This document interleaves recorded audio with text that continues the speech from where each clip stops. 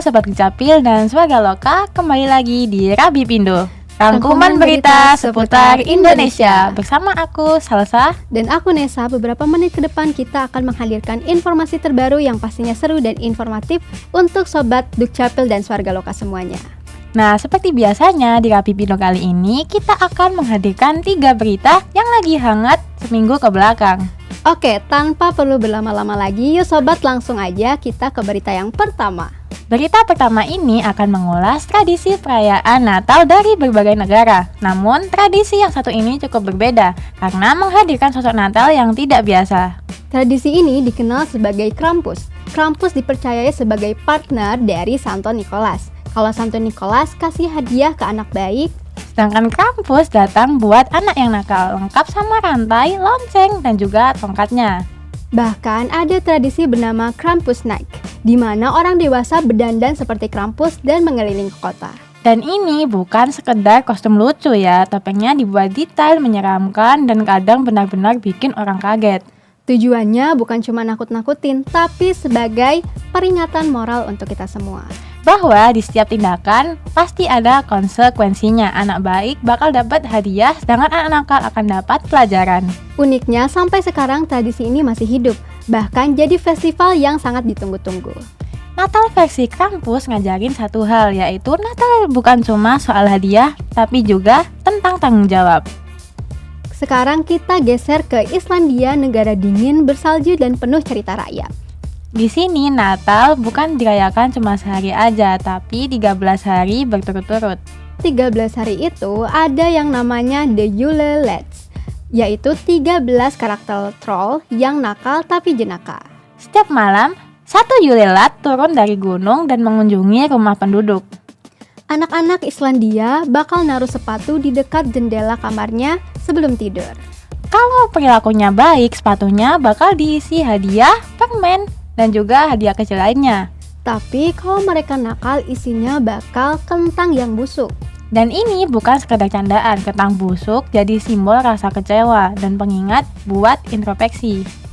Yang menarik, tiap Yule Lad punya kepribadian sendiri-sendiri. Ada yang suka mencuri sosis, ada yang ngintip dari jendela, bahkan ada yang suka banting pintu. Jadi, Natal di Islandia itu penuh cerita, imajinasi, dan juga pelajaran hidup, dikemas lewat dongeng-dongeng yang menarik. Tradisi ini mengajarkan anak-anak kalau kebaikan itu harus konsisten, bukan hanya pas mendekati Natal aja. Oke sobat, setelah tadi kita ngebahas tradisi Natal yang unik dan ekstrim, sekarang kita balik lagi ke dalam negeri, dan berita ini masih seputar libur Natal dan Tahun Baru. Menjelang libur Natal 2025 dan Tahun Baru 2026, Bandara Soekarno-Hatta mencatat lonjakan pemesanan tiket pesawat yang kian melonjak. Dan ada 2 rute yang menjadi favorit penumpang. Yang pertama, rute domestik dari Denpasar, Bali. Yang kedua, dari rute internasional yaitu dari Singapura.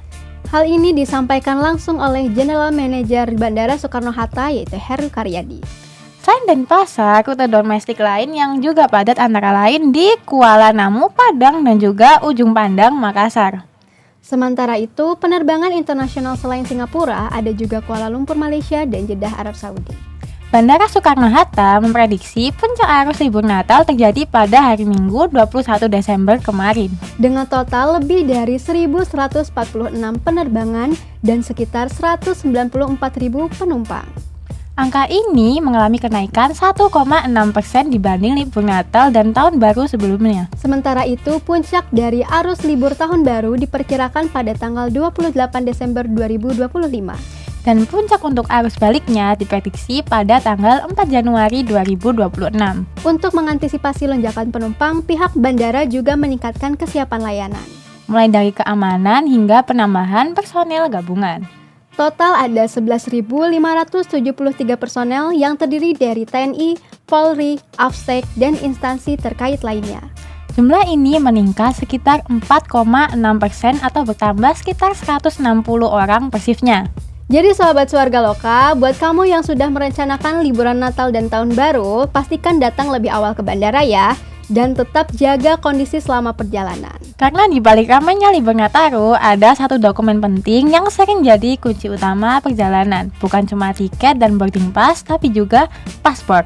Dan soal paspor ini, pemerintah baru saja menyampaikan kebijakan penting yang bakal berdampak besar ke depannya.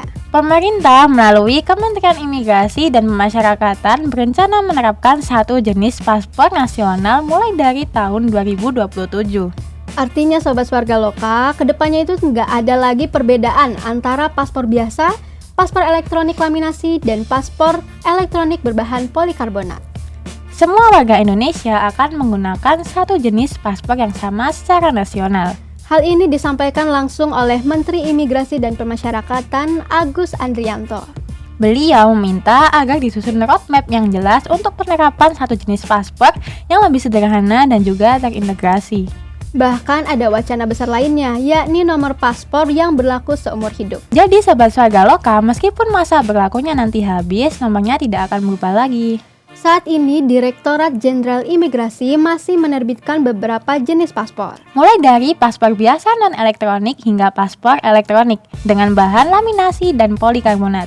Namun, bahan polikarbonat ini masih terbatas di beberapa kantor imigrasi. Dan untuk sekarang, nomor paspor masih akan berubah setiap kali akan dilakukan pembaruan. Menteri Agus juga meminta agar sisa stok paspor yang ada bisa dihabiskan penggunaannya paling lambat tahun 2026. Harapannya, masyarakat bisa mendapatkan layanan paspor yang lebih simpel, efisien, dan lebih modern. Jadi buat Sobat Warga Loka yang mau perpanjangan paspor atau yang mau bikin paspor dalam waktu dekat tidak perlu khawatir karena kebijakan baru ini masih akan mulai diterapkan di 2 tahun ke depan, yaitu tahun 2027. Yang jelas, arah kebijakan ini menunjukkan upaya pemerintah mempermudah layanan imigrasi. Nah, itu dia 3 berita kita di Rabi Pindo kali ini Sobat Warga Loka. Semoga informasi yang kami sampaikan bisa menambah pengetahuan dan kesadaran kita bersama tentang perkembangan terkini di Indonesia. Biar teman-teman gak ketinggalan informasi juga, ikutin terus sosial media kita di bawah ini.